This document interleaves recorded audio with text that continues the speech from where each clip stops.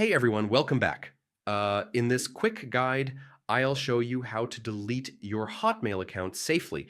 Yeah, so you can remove it completely in just a few steps. First, sign in to your Hotmail account using your email and password.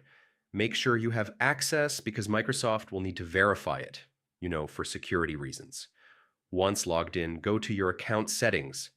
You can usually find this under your profile picture in the top right corner.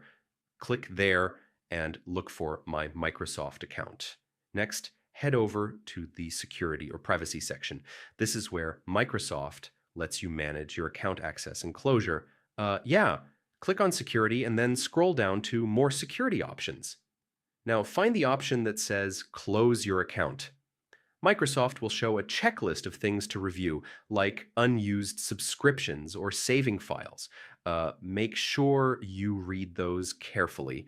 You don't want to lose anything important. Finally, follow the prompts to confirm your decision.